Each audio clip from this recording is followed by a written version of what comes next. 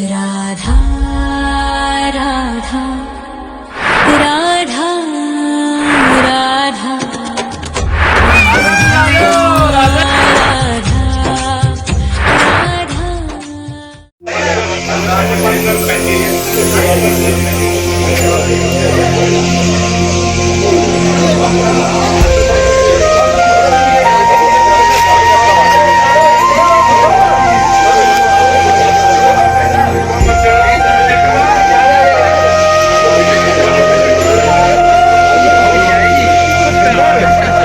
कहा जाता है वृंदावन कोई इच्छा से नहीं जाता,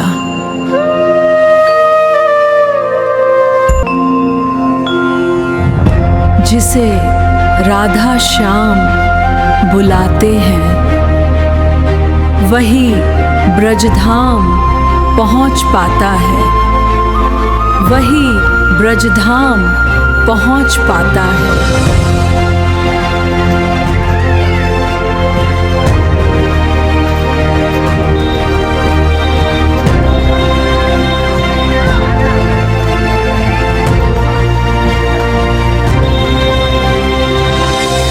और इस बार और यह सौभाग्य मिला था।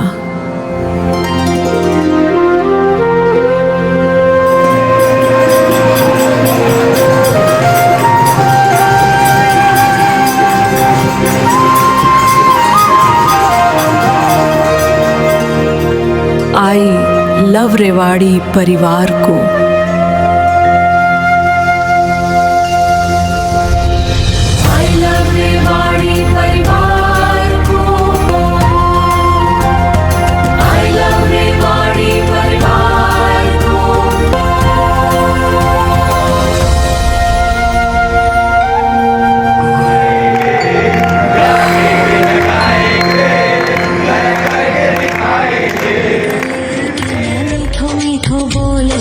अपनों बनाऊंगी, मैं मीठो मीठो बोल जग अपनों बनाऊंगी। मोहे कंगन बनियो राधा अपने हाथन को, मैं दुनिया में सबसे अनमोल कहलाऊंगी।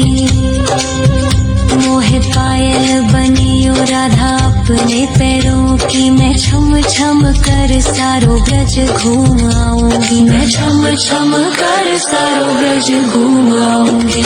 राधा राधा राधा राधा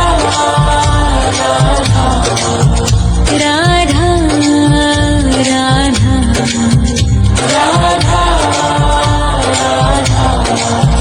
मोहे लता बनायो राधा अपने निधि वन की, मैं झूम झूम कृष्ण राधा रास देख पाऊंगी। मोहे जल बनियो तो बनियो यमुना जी को, मैं ब्रज भूमि में अमृत छलकाऊंगी, मैं ब्रज भूमि में अमृत छलकाऊंगी। मोहे पेड़ बनियो तो बनियो कदम्ब को, मैं कान्हा के संग मिल चीर चुराऊंगी। मोहे कंकर बनियो तो बनियो नंद गाँव को, मैं गोपियों की मटकी फोड़ माखन गिराऊंगी, मैं गोपियों की मटकी फोड़ माखन गिराऊंगी। राधा राधा राधा राधा राधा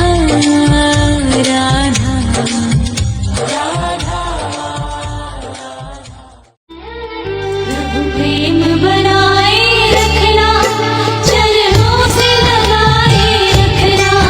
प्रभु प्रेम बनाए रखना, चरणों से लगाए रखना। रेवाड़ी से वृंदावन की ब्रजधाम यात्रा।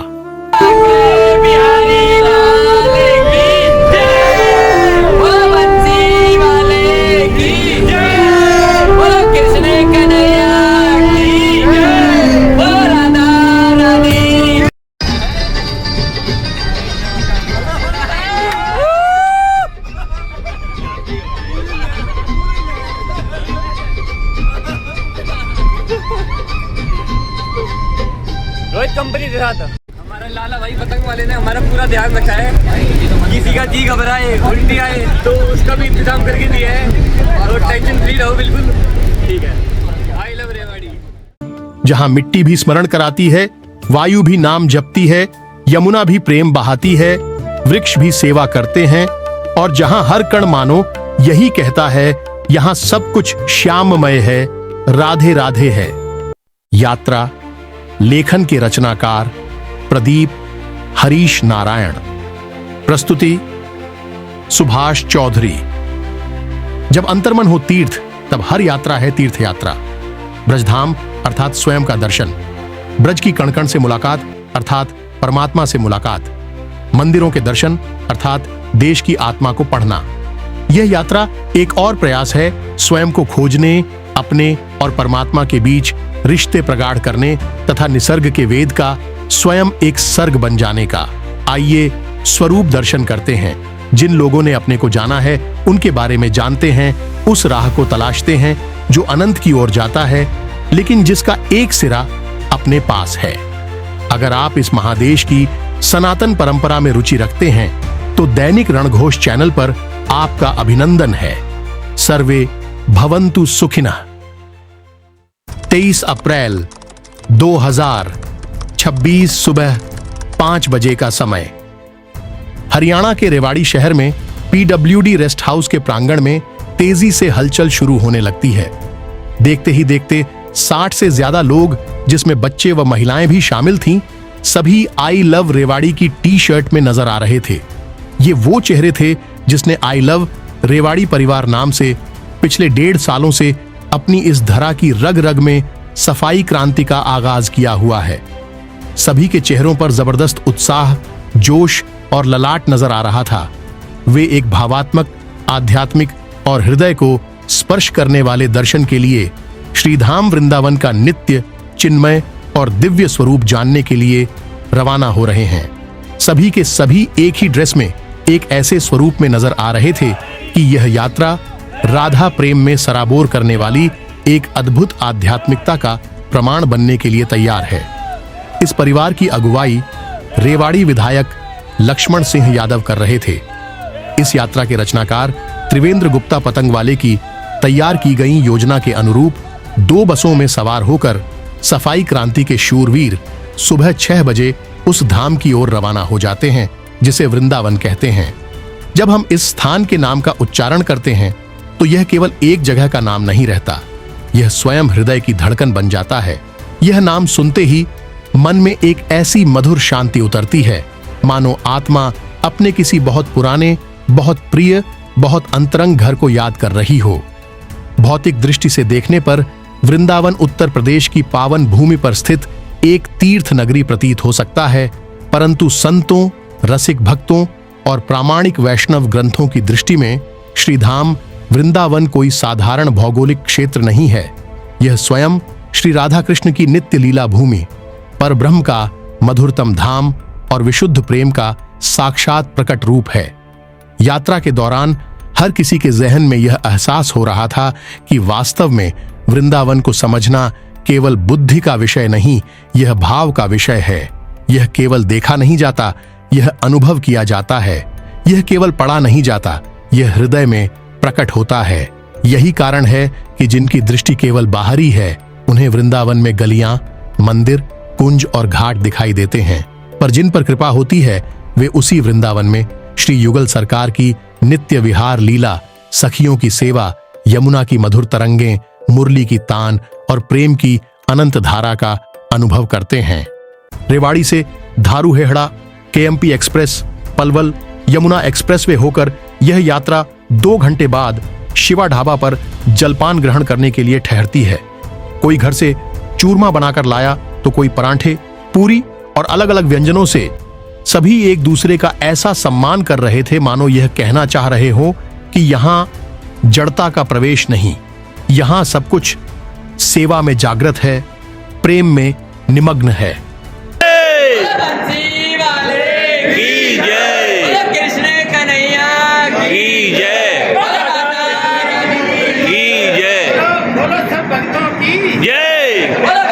भगवान की जय। आपकी यहाँ 1 घंटे विश्राम के बाद यह यात्रा कोकिलावन शनिधाम पहुंचती है, जहां शनि की दृष्टि नहीं कृपा बरसती है। उत्तर प्रदेश के मथुरा जनपद के कोसी कला में स्थित कोकिलावन शनिधाम शनिदेव की उपासना का एक प्रमुख तीर्थ स्थल है। लोक मान्यता के अनुसार यहां भगवान श्री कृष्ण ने कोयल रूप में शनिदेव को दर्शन दिए थे, जिसके कारण यह स्थान कोकिलावन कहलाया। पारंपरिक शैली में निर्मित मंदिर में काले शिलाखंड से बनी शनिदेव की प्रतिमा श्रद्धा और शक्ति का प्रतीक है। यहाँ का शांत वातावरण, सूर्य कुंड और विस्तृत परिक्रमा पथ भक्तों को मानसिक शांति प्रदान करते हैं। विशेषकर शनिवार को देश भर से श्रद्धालु यहाँ 4 किलोमीटर की परिक्रमा कर शनिदेव से संकटों से मुक्ति की कामना करते हैं। कोकिलावन शनिधाम केवल एक मंदिर नहीं, बल्कि आस्था, अध्यात्म और सांस्कृतिक परंपरा का जीवंत प्रतीक है, जहां भय नहीं, विश्वास का वास है। गुरुवार का दिन होने की वजह से सभी ने ज्यादा भीड़ नहीं होने की वजह से आराम से शनिदेव के दर्शन किए। इस धाम के प्रमुख महंत से भी मुलाकात की और मंदिर के बाहर सभी शनि भक्तों को प्रसाद वितरित किया। यहाँ पर 1 घंटे का सेवा समर्पित भाव व्यतीत करने के बाद यह यात्रा करीब 15 किलोमीटर दूर उस पवित्र धाम की तरफ रवाना हो गई, जिसके कण कण में श्री कृष्ण और राधा की लीलाओं का इतिहास हम सभी को आमंत्रित कर रहा था। इस धाम का नाम है बरसाना, जहां पर श्री राधा रानी मंदिर, जिसे लाडली जी मंदिर भी कहा जाता है। माना जाता है कि यह मंदिर 16वीं शताब्दी में अहीर वंश के राजा वीर सिंह ने बनवाया था। यह बरसाना की पवित्र पहाड़ी ब्रह्मगिरी पर स्थित है। पौराणिक कथाओं के अनुसार बरसाना श्री राधा रानी का जन्म स्थान है और यह स्थान उनके बाल्यकाल की लीलाओं से जुड़ा हुआ है। सुबह के 10 बज चुके थे। गर्मी अपने चरम में आकर हमारी यह परीक्षा लेना चाह रही थी कि रेवाड़ी के ये लाल किस भाव के साथ अपनी लाडली जी के दर्शन करने आए हैं। मंदिर में प्रवेश करने से पहले भक्तों को 108 सीढ़ियां चढ़नी पड़ती हैं। रेवाड़ी के योद्धा तो योद्धा ही थे। तपती सड़क पर नंगे पैर राधे राधे का रणघोष करते हुए मंदिर में प्रवेश कर गए। जब सभी राधा रानी के दर्शन में लीन हो गए, श्री राधे रानी की जय जय हो, श्री राधे राधे राधे राधे। तो ऐसा दिव्यता का आभास हो रहा था, मानो यह स्थान हर भक्त के जीवन में अद्वितीय ऊर्जा और शांति प्रदान करता है। करीब 3 घंटे यहां रहने के दौरान सभी ने मनोभाव के साथ बरसाना के इतिहास को जाना। माना जाता है कि राधा रानी मंदिर मूल रूप से लगभग 5000 साल पहले राजा वज्रनाभ, जिन्हें कृष्ण के परपोते के नाम से जाना जाता है, के द्वारा स्थापित किया गया था। कहा जाता है कि मंदिर खंडहर में बदल गया था। तब प्रतीक नारायण भट्ट द्वारा फिर से इसे खोजा गया और 1675 ईस्वी में राजा वीर सिंह द्वारा एक मंदिर बनाया गया था। बाद में मंदिर की वर्तमान संरचना का निर्माण नारायण भट्ट ने राजा टोडरमल की मदद से किया था, जो अकबर के दरबार में एक राज्यपाल थे। मंदिर के निर्माण के लिए लाल और सफेद पत्थरों का इस्तेमाल किया गया है, जो राधा और श्री कृष्ण के प्रेम का प्रतीक माने जाते हैं। राधा रानी के पिता का नाम वृषभानु और माता का नाम कीर्ति था। राधा रानी का जन्म जन्माष्टमी के 15 दिन बाद भाद्रपद मास के शुक्ल पक्ष की अष्टमी को हुआ था। इसलिए बरसाना के लोगों के लिए यह जगह और दिन बहुत महत्वपूर्ण है। इस दिन राधा रानी के मंदिर को फूलों से सजाया जाता है। राधा रानी को 56 प्रकार के व्यंजन परोसे जाते हैं। जैसे जैसे यह यात्रा ब्रजधाम की रज में समाहित होती जा रही थी, सभी को यह आत्मसात हो गया था कि यह सामान्य नगर नहीं है, कोई ऐतिहासिक स्थल व पर्यटन केंद्र भी नहीं है। यह नित्य प्रेम का धाम, श्री राधा कृष्ण की दिव्य विहार भूमि, चिन्मय सत्ता का प्रकट केंद्र और भक्ति के सर्वोच्च रस का आश्रय है। इसका वास्तविक स्वरूप भौतिक आंखों से नहीं देखा जा सकता, परंतु संतों की वाणी, गुरु की कृपा, हरिनाम के आश्रय और विनम्र हृदय के माध्यम से इसका अनुभव अवश्य किया जा सकता है। बरसाना से विदा लेने के बाद यह यात्रा अब उस धाम के लिए चल पड़ी थी जिसका नाम सुनते ही हर कोई अपनी सुध बुद्ध खोने के लिए तैयार बैठा था। इस पावन धरा का नाम वृंदावन है, जो बरसाना से 50 किलोमीटर दूरी से हमें यहां आने के लिए निमंत्रण दे रहा था। यह यात्रा 15 किलोमीटर दूरी पर ही पहुंची ही थी। इसे अचानक पहले से खड़े अनेक वाहनों के एक काफिले ने रोक दिया, जिसमें सवार इस ब्रज की रज में जन्मे राज सिसोदिया ने अपने भाई दिनेश समेत अनेक साथियों के साथ जोरदार तरीके से इस यात्रा का स्वागत किया। ऐसा लग रहा था मानो वे एक लंबे समय से इन्हीं पलों का इंतजार कर रहे थे। 1 घंटे बाद सभी छठीकरा सनसिटी अनंतम क्षेत्र के पास स्थित विरासत शैली में बने होटल श्रृंगार महल पहुंच गए, जहां सभी का ढोल नगाड़ों के साथ तिलक लगाकर स्वागत किया गया।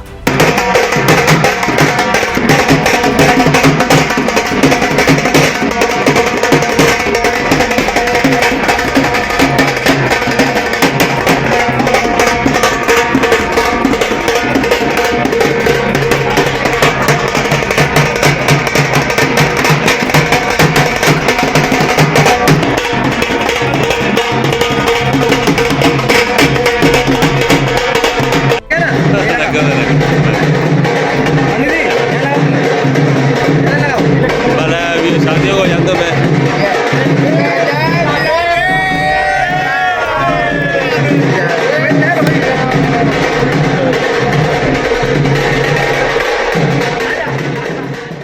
इतना भव्य सम्मान देखकर हर कोई भाव विभोर हो रहा था। यहां पर दोपहर का भोजन लेने के बाद सभी ने 1 घंटे आराम किया। उसके बाद सभी साथी होटल के हॉल में आयोजित सत्संग में शामिल हुए, जहां ब्रज गायकों की टोली ने भक्ति रस की ऐसी गंगा बहानी शुरू कर दी कि सभी उसमें बहते हुए चले गए।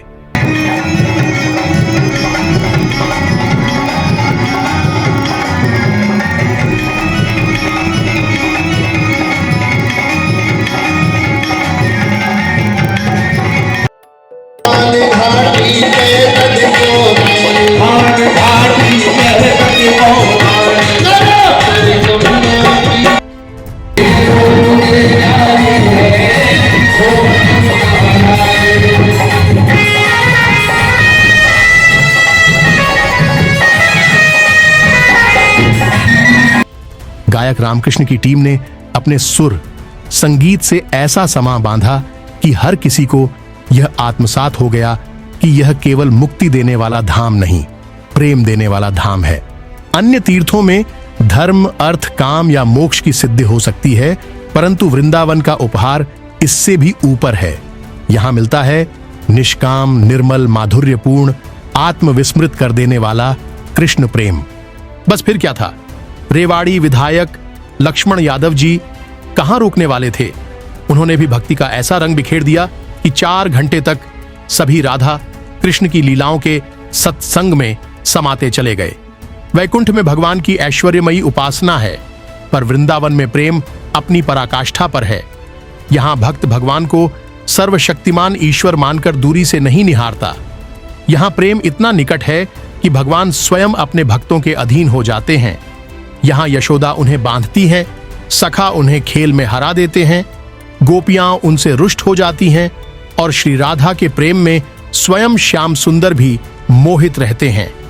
यही वृंदावन की विशेषता है। यहां भगवान भगवान होकर नहीं, अपने होकर मिलते हैं।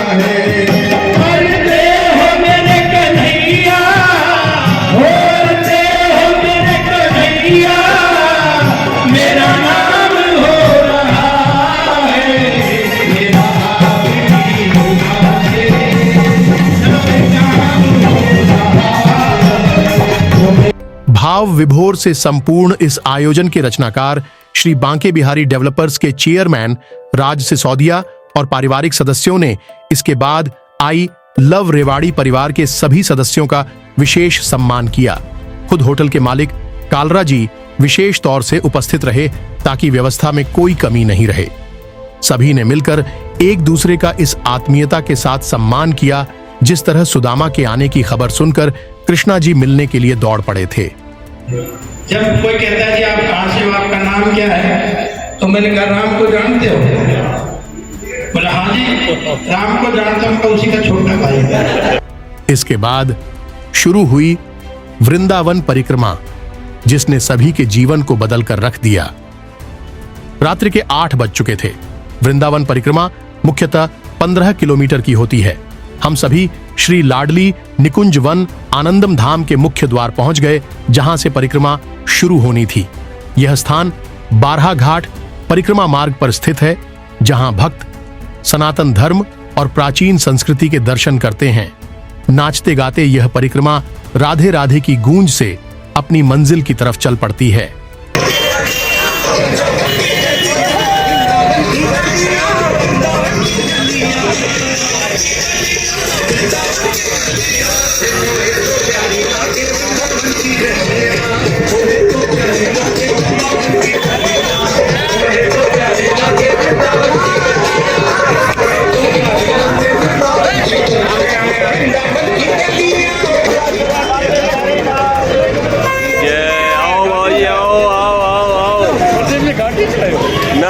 कमाल कर दी, पैदल आए यहाँ से भाई, यहाँ पे धोखी खानी है, धोखी खानी है यहाँ से। अरे सर धोखी खाओ इधर, एक मिनट। यह भगवान श्री कृष्ण और राधा रानी के प्रति समर्पण, आध्यात्मिक शांति और जन्म जन्मांतर के पापों के नाश का प्रमुख मार्ग भी है। यह पवित्र यात्रा कृष्ण की लीला भूमि के दर्शन कराती है, जिससे भक्तों को राधा कृष्ण का विशेष आशीर्वाद, मानसिक शांति और आध्यात्मिक उन्नति प्राप्त होती है। जैसे जैसे परिक्रमा चल रही थी, सभी के मनोमस्तिष्क में मानसिक शांति, जीवन में सुख, समृद्धि और सकारात्मक ऊर्जा का संचार हो रहा था। मान्यता है कि परिक्रमा करने से जन्म जन्मांतर के पाप धुल जाते हैं और भक्त को मोक्ष प्राप्त होता है। परिक्रमा के समय क्या दिन क्या रात सब समान लग रहे थे। वृंदावन का एक एक कण और एक एक क्षण अमृत की तरह था, इसलिए जिसकी जैसी भावना थी, यह धरा उसी तरह उसे महसूस हो रही थी। परिक्रमा में सभी साथी अपने शरीर की क्षमता के हिसाब से धीमा व तेज गति से चल रहे थे। इस पूरी परिक्रमा में सबसे बड़ा कमाल विधायक लक्ष्मण सिंह यादव जी व उनकी धर्मपत्नी सविता यादव का रहा, जो शुरुआत से लेकर समापन तक सबसे आगे रहे। यह उनकी आध्यात्मिकता के प्रति समर्पित भावना का सबसे बड़ा प्रमाण था। परिक्रमा में साथी भ्रू अग्रवाल, जो कई सालों से घुटनों के दर्द से लड़ रहे थे, उन्होंने भी सभी को चौंकाते हुए परिक्रमा को पूरा किया। यही हैरानी वाला पल त्रिवेंद्र गुप्ता का रहा, जिसके नंगे पैरों में नुकीला पत्थर लग गया था और खून में पैर का निचला हिस्सा सन गया था। सभी को लगा कि उसकी परिक्रमा आगे नहीं चल पाएगी। कुछ समय बाद यही त्रिवेंद्र परिक्रमा के समापन पर सबसे आगे नजर आया। सभी ने परिक्रमा को लेकर आनंद से परिपूर्ण अपने अपने अनुभव साझा किए। यह यात्रा 23 अप्रैल को विदाई देते हुए 24 अप्रैल की अलसुबह 1 बजे संपन्न होकर सभी के जीवन में सदा के लिए अपनी छाप छोड़कर चली गईं। इस परिक्रमा ने यह प्रमाणित कर दिया कि वृंदावन की सच्ची प्राप्ति केवल पैरों से नहीं, हृदय से होती है। बहुत लोग वृंदावन जाकर लौट आते हैं, पर वृंदावन उनके भीतर नहीं उतरता, और कुछ ऐसे होते हैं जो एक बार धाम में गए और फिर उनका मन संसार में कभी वैसा नहीं रहा। ऐसा क्यों? क्योंकि वृंदावन दर्शन का विषय नहीं, अनुग्रह का विषय है। धाम तब प्रकट होता है जब जीव में दैन्य होता है, विनम्रता होती है, गुरु में श्रद्धा होती है, नाम में विश्वास होता है और सेवा की आकांक्षा होती है। वृंदावन को जानना है तो केवल जानकारी पर्याप्त नहीं, हृदय को पिघलाना होगा। धाम के द्वार बुद्धि से नहीं, भक्ति से खुलते हैं। 24 अप्रैल प्रातकालीन 2 बजे हम सभी होटल में सोने की तैयारी कर रहे थे कि सभी के मोबाइल पर मैसेज आया कि 2 घंटे बाद सुबह 4 बजे नहाकर तैयार रहे। पूज्य हित प्रेमानंद महाराज जी के दर्शन के लिए चलना है। बीते 24 घंटे में सभी ने महज 3 घंटे की नींद ही ली हुई थी। शरीर और मन बार बार आराम करने के लिए दबाव बना रहा था, लेकिन ना जाने ऐसी कौन सी अदृश्य शक्ति ने सभी में ऐसी जबरदस्त ऊर्जा का संचार भर दिया कि सब कुछ निर्धारित समय पर तैयार होकर आई लव रेवाड़ी की सफेद कलर की टी शर्ट पहनकर सुबह 6 बजे सोभरी वन स्थल पर पहुंच गए, जहां पहले से ही 50,000 से ज्यादा श्रद्धालुओं का जनसैलाब उमड़ा हुआ नजर आ रहा था। भीड़ के इस महाकुंभ में भला कैसे हो पाएंगे प्रेमानंद जी के दर्शन? असंभव।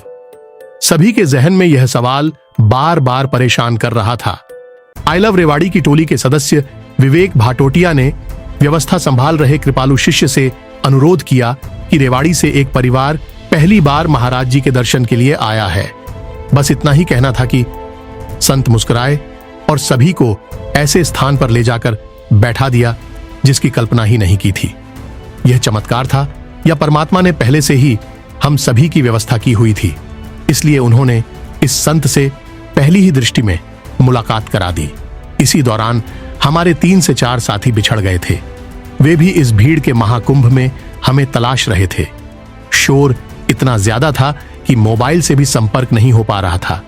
साथी सतेंद्र जी, कश्मीर सिंह जी बुरी तरह से परेशान हो गए कि अब क्या करें। भीड़ में चटाई बेचने वाले की नजर उन पर पड़ी, अपने पास बुलाया। दोनों को लगा कि वह अपनी चटाई के लिए बुला रहा है, इसलिए उन्होंने आने के लिए मना कर दिया। वह बार बार बुलाता रहा। जब उसके पास पहुंचे तो उसने कहा कि जिनकी तुम्हें तलाश है वह इस रास्ते पर आगे चलकर वहां मिलेंगे। इतना सुनते ही दोनों हैरान हो गए। इस तरह दर्शन स्थल पर सभी का समय पर मिलन हो गया। जैसे ही महाराज जी प्रेमानंद जी का आगमन हुआ, सोभरी वन राधे राधे की आवाज से गूंज उठा।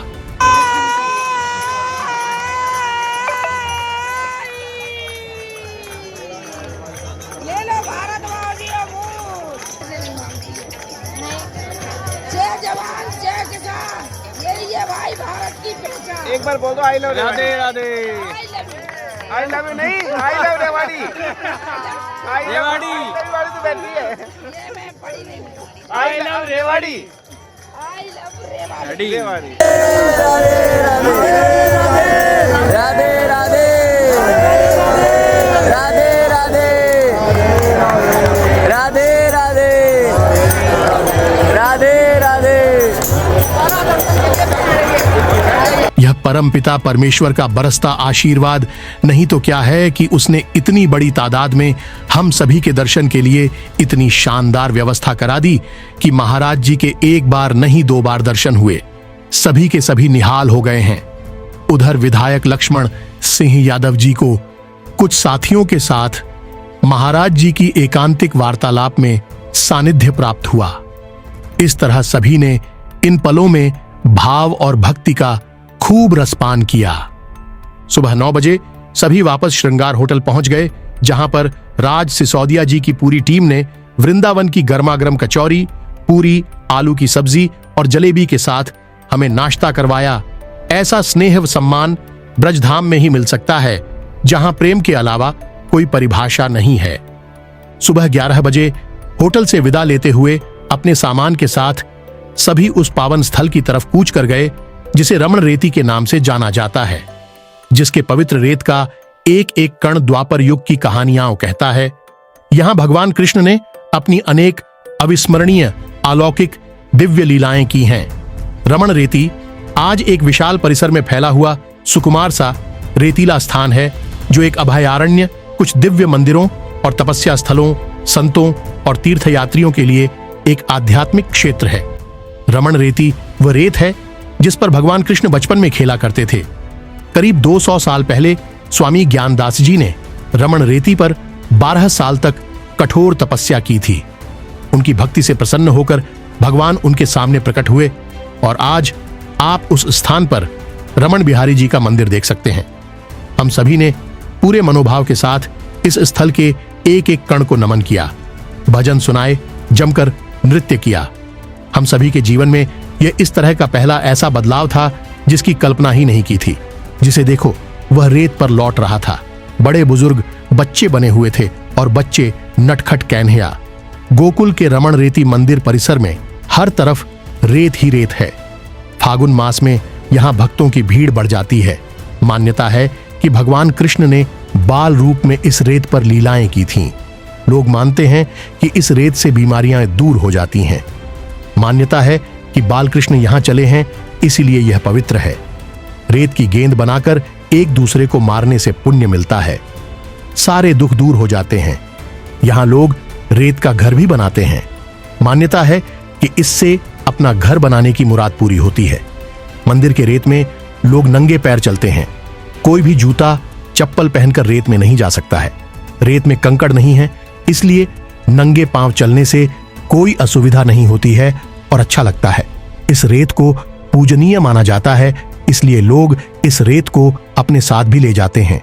यहाँ की रज में 2 घंटे रमने के बाद इस स्थल के बाहर बने अभयारण्य में पहुंचकर सभी ने हिरणों को चना खिलाकर उनका स्नेह प्राप्त किया। रमन रेती को नमन करने के बाद हमारा यह परिवार दोपहर का भोजन ग्रहण करने के लिए बसेरा होटल पहुंचा, जिसके मालिक भी कालरा जी ही थे। शानदार व्यवस्था। भोजन उसी तरह परोसा जा रहा था जिस तरह घर में मां अपने हाथों से बच्चों को खाना खिलाती है। सभी के सभी इतना अगाध सम्मान पाकर भाव विभोर हो रहे थे। भोजन के उपरांत सभी के लिए छोटा सा कार्यक्रम आयोजित किया गया, जिसमें सभी ने इस यात्रा से मिले अनुभवों को खुलकर साझा किया और इसे अपने जीवन की सबसे अद्भुत और कभी ना भूलने वाली अकल्पनीय धार्मिक यात्रा बताया। दोपहर 4 बजे हम सभी उस स्थान की तरफ चल पड़े जहां के वृक्ष आज भी राधा कृष्ण के प्रेम और मिलन और विवाह की गवाही देते हैं। इसे भांडीर वन नाम से जाना जाता है। यहां पर पहुंचना सभी के जीवन की पहली और अविस्मरणीय अनुभूति थी। भगवान श्री कृष्ण और राधा रानी के बारे में यह माना जाता है कि इन दोनों के बीच प्रेम संबंध था, जबकि असलियत यह है कि कृष्ण और राधा के बीच प्रेम से बढ़कर भी एक नाता था। यह नाता है पति पत्नी का, लेकिन इस रिश्ते के बारे में सिर्फ 3 लोगों को पता था। एक तो कृष्ण, दूसरी राधा रानी और तीसरे ब्रह्मा जी, जिन्होंने कृष्ण और राधा का विवाह करवाया था। लेकिन इन तीनों में आपके कोई भी इस बात की गवाही देने नहीं आएगा, लेकिन जिस स्थान पर इन दोनों का विवाह हुआ था वहां के वृक्ष आज भी राधा कृष्ण के प्रेम और मिलन की गवाही देते हैं। इस पावन स्थल में रची बसी इंदु लेखा ने हम सभी को बताया कि इस संदर्भ में कथा है कि एक बार नंदराय जी बालक श्री कृष्ण को लेकर भांडीर वन से गुजर रहे थे। उसी समय अचानक देवी राधा प्रकट हुई। देवी राधा के दर्शन पाकर नंदराय जी ने श्री कृष्ण को राधा जी की गोद में दे दिया। श्री कृष्ण बाल रूप त्याग कर किशोर बन गए। तभी ब्रह्मा जी भी वहां उपस्थित हुए।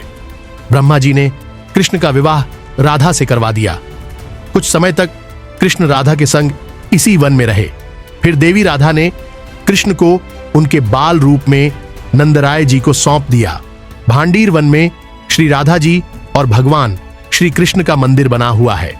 इस मंदिर में स्थित विग्रह अपने आप अनोखा है, क्योंकि यह अकेला ऐसा विग्रह है जिसमें श्री कृष्ण भगवान राधा जी की मांग में सिंदूर भरते हुए दृश्य हैं। यहाँ सोमवती अमावस्या के अवसर पर मेला लगता है।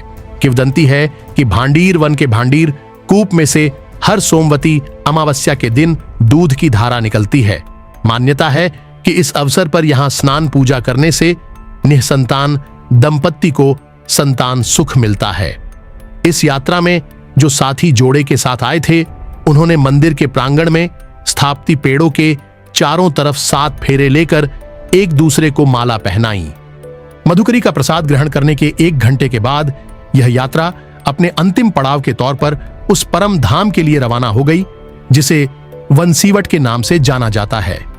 यह एक अत्यंत प्राचीन और आध्यात्मिक स्थल है, जहां भगवान कृष्ण ने गोपियों को बुलाने के लिए वट वृक्ष के नीचे बांसुरी बजाई थी। यह महाराज की स्थली है, जहां आज भी गुप्त दुर्लभ साधु संत एकांत में साधना करते हैं और मान्यता है कि यहां से अब भी बांसुरी की ध्वनि सुनाई देती है। कहा जाता है कि इस प्राचीन वट वृक्ष की टहनियों से आज भी बांसुरी और राधे राधे की ध्वनि आती है। यह स्थान शांत और एकांत है। जहां साधु संत एकांतवास में रहकर कृष्ण भक्ति में साधना करते हैं। यात्रा की योजना के तहत हम सभी इन घने जंगलों में तपस्या कर रहे साधु संतों के लिए राशन लेकर आए थे, जिसे इन्होंने सहर्ष स्वीकार करते हुए हम सभी पर अपने आशीर्वाद की बरसात की। सभी साथी अलग अलग टोलियां बनाकर जंगल की चारों दिशाओं में फैल गए ताकि रात होने से पहले सभी संतों के पास यह सेवा भाव पहुंचाकर वृंदावन की इस संस्कृति का हिस्सा बन जाए। 3 घंटे से अधिक का समय यहां व्यतीत करने के बाद हमारी यह यात्रा ब्रज धाम के कण कण को नमन करते हुए रेवाड़ी की तरफ रवाना हो गई। बस में बैठते ही सभी के चेहरों पर एक असीम सा आनंद दौड़ रहा था, मानो वे इस यात्रा के सहभागी बनकर जीवन पर्यंत निहाल हो गए हों। इस पूरी यात्रा में मजाल एक चींटी भर सी कोई समस्या सामने आई हो या भाव में ठहराव आया हो। यह यात्रा जितने उल्लास व जोश के साथ शुरू हुई थी, इसका समापन आनंद के तमाम चरणों को पार करता हुआ चला गया। रास्ते में भोजन करने के बाद 25 अप्रैल अल सुबह 1 बजे सभी साथियों ने रेवाड़ी पहुंचकर राधे राधे की भावपूर्णता के साथ एक दूसरे से विदाई ली। इस यात्रा ने शरीर के रोम रोम को यह एहसास करा दिया कि वृंदावन वह स्थान है जहां मिट्टी भी स्मरण कराती है, वायु भी नाम जपती है, यमुना भी प्रेम बहाती है, वृक्ष भी सेवा करते हैं और जहां हर कण मानो यही कहता है, यहां सब कुछ श्याममय है, यहां सब कुछ राधामय है।